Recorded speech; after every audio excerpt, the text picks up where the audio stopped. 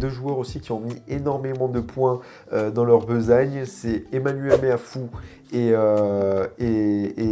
Michael Guillard. Les deux numéros 5 ont été excellents. Meafou a tenu ce match référence qu'on attendait de lui. Il y avait de la concurrence à ce poste. Il a montré qu'il était une excellente alternative, que ce soit en sortie de banc comme en entrée, comme en tant que titulaire. Guillard, excellent aussi.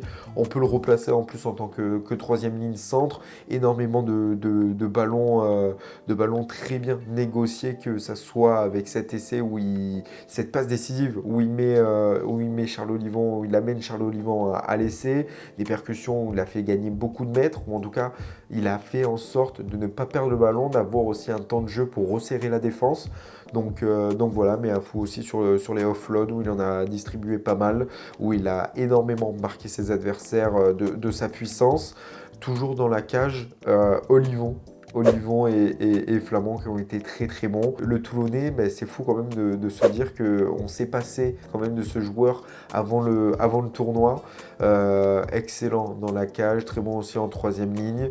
Même si quand même ben, c'est ce poste de numéro 8 qui lui est préférentiel. Mais voilà, lecture en touche impeccable. Dans le jeu, son athlétisme, sa disponibilité, sa vitesse, son abattage défensif. Ça fait de lui un joueur très important, qu'importe sa place sur le terrain.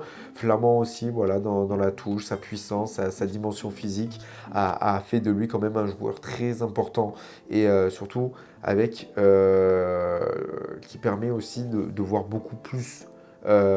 Qui permet de voir aussi d'avoir beaucoup plus de sérénité, que ça soit sur le banc ou sur le terrain, quand on sait qu'on a un de ces deux joueurs à ce niveau-là, qu'on peut mettre à ces postes-là. Donc franchement, la deuxième ligne, je pense que ça a été l'un des meilleurs, l'un des plus gros points forts de cette équipe de France lors de ce tournoi.